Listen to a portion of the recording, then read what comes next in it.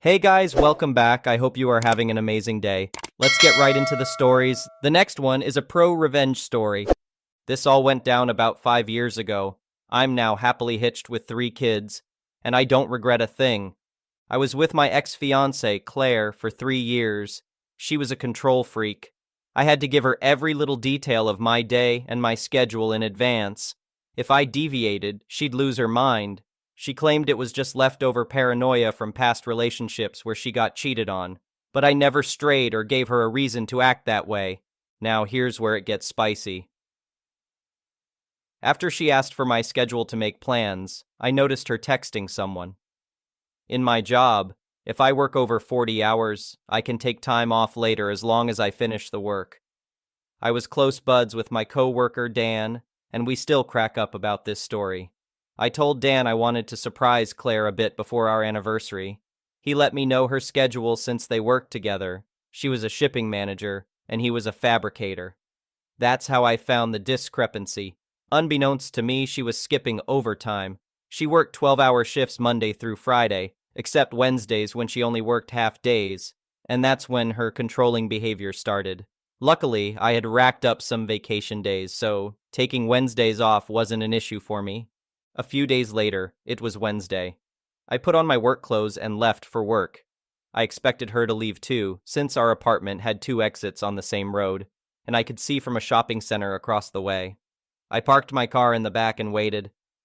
After an hour, I spotted her uncle's distinctive red Mustang with a decal on the rear window. I had also set up an old laptop with a webcam view of our living room, bedroom door, bathroom, and kitchen to alert me if it detected movement. Giving her the benefit of the doubt, I thought maybe he was just dropping something off or helping her with something, like her family sometimes did. Sure enough, the laptop alerted me, so I remote accessed it. He walked right in, she unbuttoned his shirt, and they started making out. I created a live stream link.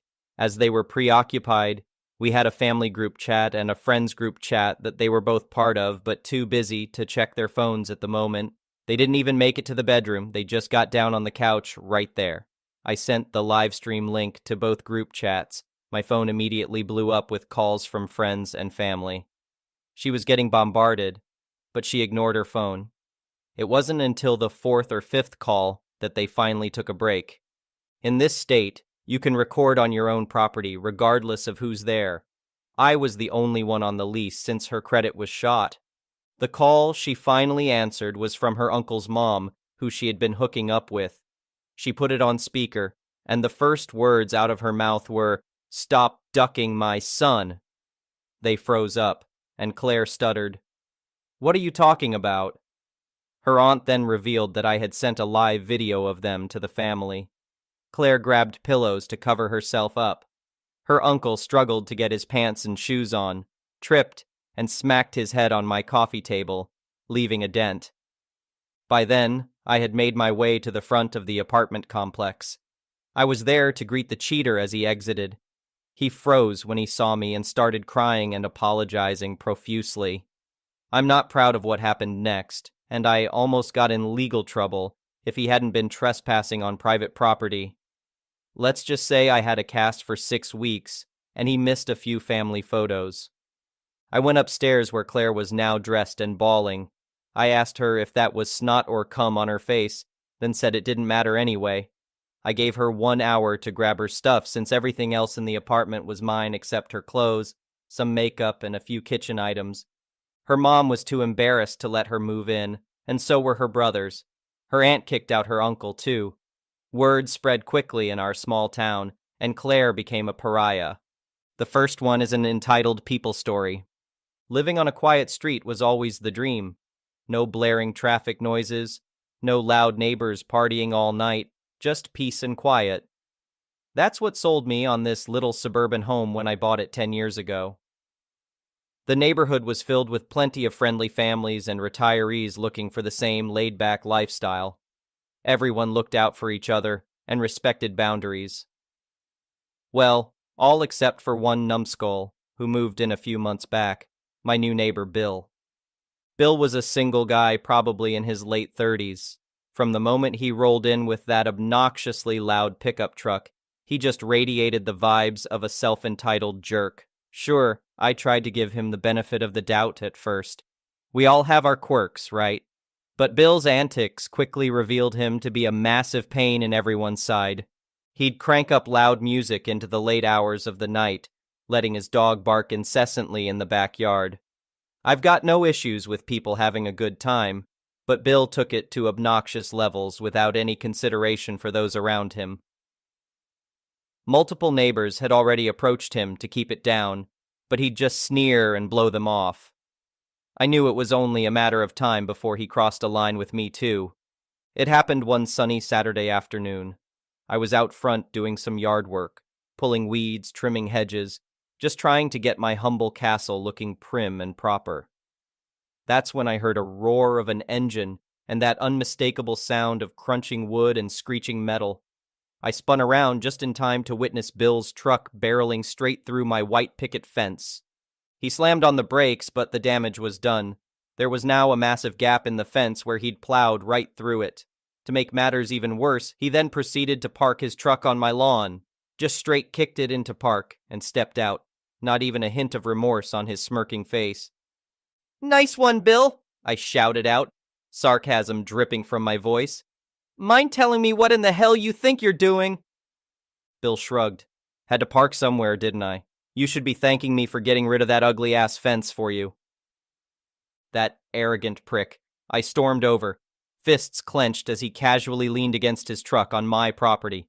"Get off my lawn this instant and move your truck. You just destroyed my fence." "Or what?" Bill sneered, not even looking at me. "You gonna cry about it?" In that split second, I swear I saw red. I moved towards him, half considering taking a swing at his smug face, but I caught myself at the last moment. As satisfying as knocking out a few of his teeth might be, I knew resorting to violence would only land me in hot water. With immense willpower, I took a deep breath and decided to take the high road. "Listen here, jackass," I growled through gritted teeth. "I don't want any trouble, but you need to get off my property right now before I call the cops on you for trespassing and destruction of property." Bill let out a mocking laugh. "You don't got the balls, but fine, whatever gets you off my back." With a sarcastic wave, Bill got back in his truck and peeled off. At least now he was off my property. Six took a moment to stare at the complete wreckage of my fence, letting out an exasperated groan. There was no way I'd be able to fix that on my own. This was easily going to be thousands to replace. That's when something inside me hardened with resolve. Bill wouldn't just be able to saunter away from this unscathed. His callous disregard for my property and rights as a homeowner wouldn't be tolerated. I grabbed my phone and immediately called the police to file a report. An officer arrived and I walked him through the situation, pointing at the skid marks on the lawn as evidence. He took notes, had me recount exactly what Bill said to me word for word. The cop mentioned that this wouldn't be the first complaint they'd received about Bill's disruptive behavior. "In cases like these, with clear evidence of trespassing and destruction of property," the officer explained, "we can pursue criminal charges if you'd like to press them against your neighbor." I'll be honest, the thought of slapping Bill with criminal charges put a devilish smile on my face, but I didn't want to come off as some vindictive hothead looking for petty retribution. However, the audacity of his actions definitely warranted more than a simple slap on the wrist. "I want to handle this through civil means first, if possible," I told the officer. "Have him reimburse me for the damages he caused. If he refuses or gives me any more problems, then we can look at pursuing criminal charges." The cop agreed that was a reasonable approach. He took down all the information for an official report and sent Bill a letter, requiring him to either reimburse me for the damaged fence within 30 days or face a court summons. A small part of me hoped Bill's arrogance would lead him to blow it off, because I was already picturing taking him to court. About a week later, there was a knock on my door. I opened it to find a sour-faced Bill, begrudgingly holding out a wad of cash still wrapped in the bank's paper bands. He shoved it towards me without a word. I opened up the bands and began counting the money, making sure it was the full amount listed in the report. I don't owe you an apology or anything. This ain't me admitting guilt, Bill grumbled as I counted. Just paying the dumb fine, so you'll quit your whining and leave me alone. As I tallied up the last of the bills, now totaling the full amount, I let out a soft chuckle. No, Bill, you don't owe me an apology. An apology requires humility and self-awareness, two things you'll never value. I tucked the cash into my pocket. But thanks for doing the right thing and paying for your mistakes, even if it was through being forced. With that, I shut the door in his scowling face, letting out a satisfied sigh. In the end, Bill paid up, and that was all I cared about. Just because someone is an arrogant jerk doesn't mean you need to stoop to their level too. Over the next few weeks, work crews came and rebuilt my beautiful new fence, even nicer than the old one. I also made sure to reinforce the section facing Bill's house to make it twice as strong and durable. I wasn't going to chance him plowing through it again in a drunken outburst. As for Bill, I noticed his loud partying and obnoxious behavior ceased for the most part. Maybe that cash punch to his wallet knocked some sense into him, or perhaps the threat of further legal actions finally got through his thick skull. Either way, he seemed to have cooled it with being a nuisance around the neighborhood. Don't get me wrong, he's still an arrogant prick. But at least now he was being a quiet one who respected others' properties and boundaries. I'll take that as a win, paid for by Bill's own dumb mistakes. The next one is a petty revenge story. My friend Stan has worked at the Valuation Office of Assessments for his local council for the past 35 years. He's got a lot of stories, but this is my favorite.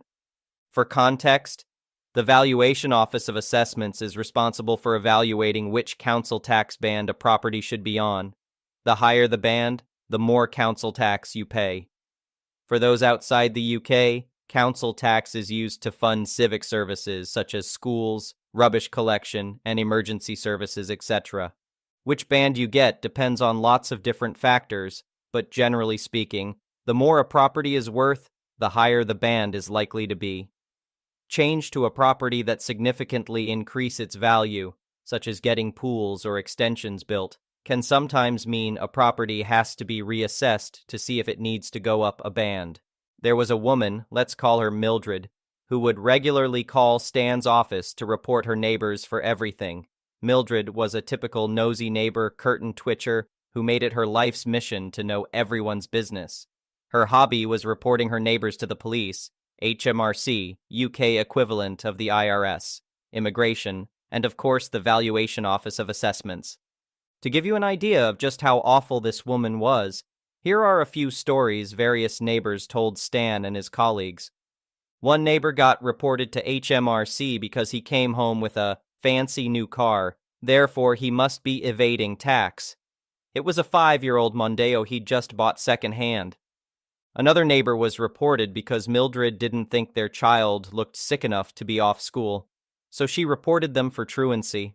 The child had recently had an emergency appendectomy, and they were at home recovering, as per their doctor's orders. Everyone in Stan's department hated this woman. Not only did she add to their already heavy workload, but she was also rude, entitled, and generally unpleasant to talk to. She often exaggerated her reports to ensure somebody would be sent to inspect the property. Worse still, her reports often caused her neighbors call and shout at Stan and his colleagues, understandably so. But what they hated most of all was that they were obligated to follow up on any report she made, and she never got in trouble for giving false or exaggerated reports.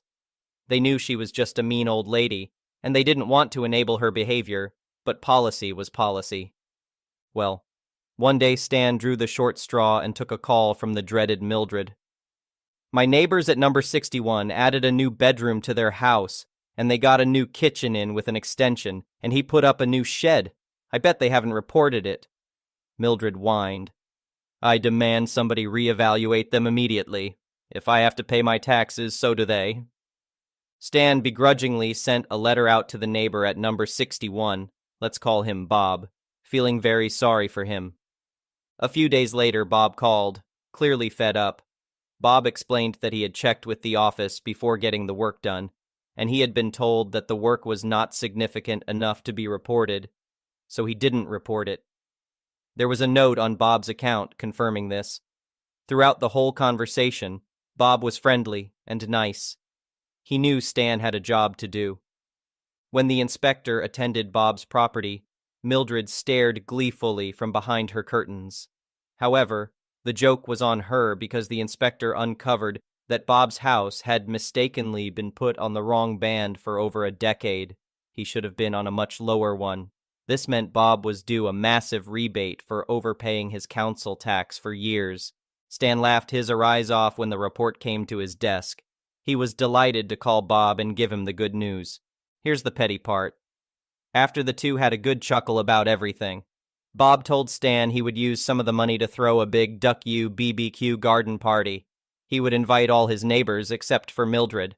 Bob mentioned he might get some banners made for the party that said, "Duck You Mildred," but Stan warned him that could get him in legal trouble. So instead, Bob decided the banners would say, "Thanks for the money, Mildred," instead. So, Bob threw his big, flashy garden party, complete with banners he got printed, while Mildred seethed from behind her curtains, knowing she was responsible for Bob's sudden windfall. Mildred continued to report her neighbors for every little thing, so I guess she didn't learn her lesson. The next one is a malicious compliance story. I'm sure all of you reading this have to log their work time in one way or another, and I'm sure most of you don't agree with the granularity of said logging. So, I work in IT. Many years ago, I was involved in a big project creating a new platform while maintaining the old one. So, during the week, I would spend some time on support tickets. My role was more high level. I would never be the one to actually work on a ticket. At one point in time, there was a new support coordinator assigned to the client account. The number of tickets was rising, and the team couldn't keep up, threatening the new platform. The coordinator needed metrics on the team's performance, so he generated reports from the ticketing and the time logging systems, combined them, and started looking into improvements. Until he came across my logs. The metrics told him I spend about 2 hours a week and edit a varying amount of tickets.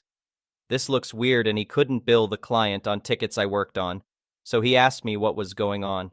I explained that I would look over the list of open tickets, bulk update where needed, and log my time with a remark like classified tickets. Then I would move on to my other duties. He didn't like that and told me to enter a time log for each separate ticket I work on. I asked him what the minimum time was that he wanted me to log, which turned out to be 15 minutes. Fast forward a few weeks of me spending an hour a day logging hours, and logging that task too, and creating virtual overtime of about an hour a day. Then the coordinator comes up to me with a request to go through and update the full backlog. I'm fine with that and tell him I'm logging that as a generic task and not per ticket. He tells me no, it must be logged per ticket. So finally, the malicious compliance. I spend about 2 hours to go over the backlog and make sure everything is in order. Then I spend the rest of the day entering everything into the time logging system. Fun fact. I was the first to reach the system's limits, but found a workaround to log everything. That day, as logged in the time tracking software, I worked for more than 16 hours.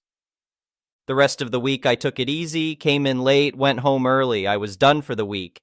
And every hour I worked extra would be unpaid, right?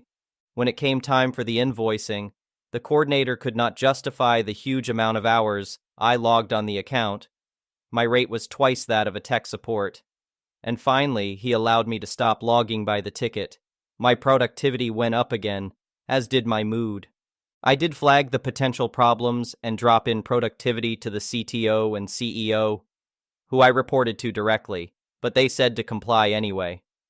We did laugh about it afterwards and learned a lesson in how not to waste time. The next one is an entitled people story. Hi, I worked at a train museum for 3 summers in a row from age 15-18, so I have plenty of stories and thought I'd share my experiences with the entitled people and crazies. For this to make sense, I need to explain the layout and way our museum works. We have 3 buildings: main station, freight shed, and roundhouse. The first 2 were built in the 1800s, and the second is a perfect recreation of a building built in the 1800s, but was built in the 1900s. Our station closed roughly 1960s, and the rest of the tracks were closed before 1990. Due to the way buildings were built back then, they are not necessarily accessible, and due to age do not have to be, there is no fixing the doors, as many of the doors are actually involved in holding the building up, and any changing of the inside of the building is incredibly dangerous, and costs too much, and being historical is actually not allowed without the approval of several different committees. This is important to the story I'm about to tell. We have had only 3 wheelchair users in my time working the station. My job specifically was tour guide.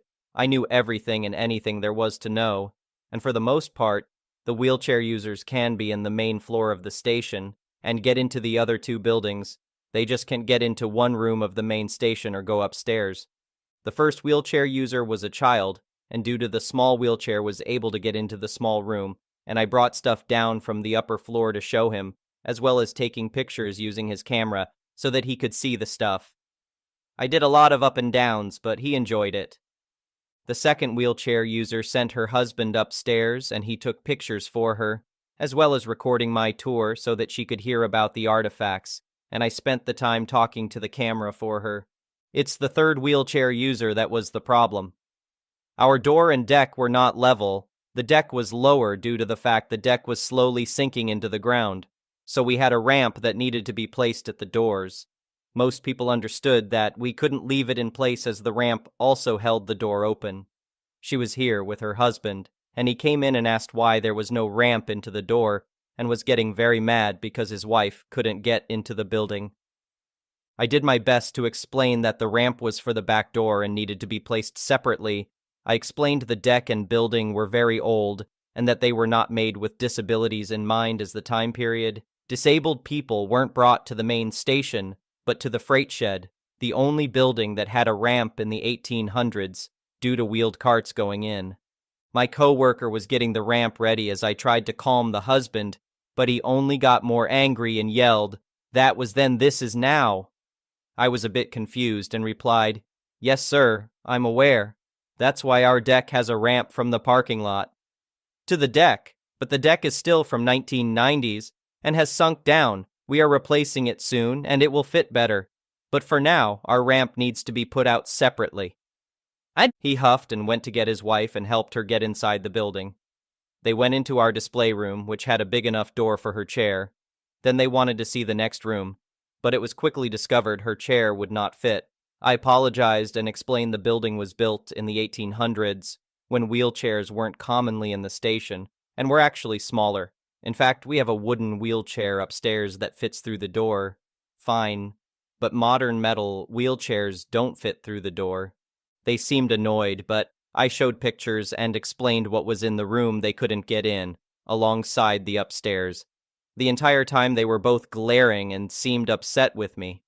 After we finished, I offered to take them to the other buildings. They didn't want me to come with them, but I explained the buildings were locked and you needed a guide to get to them.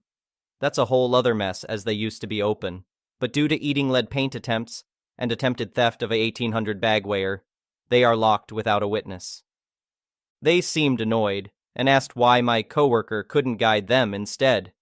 I explained that her job was to work the desk and give local information well. Mine was to give information about the station.